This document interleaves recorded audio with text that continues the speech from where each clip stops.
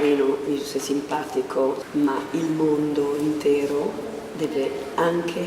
prenderti come tragic, serio, un sacco di spazio, un sacco di dignità. Hai dietro di te gli antenati che arrivano nel centro dell'universo e tu in un'unica figura trasmetti 150.000 anni, gli Maya, gli Aztechi,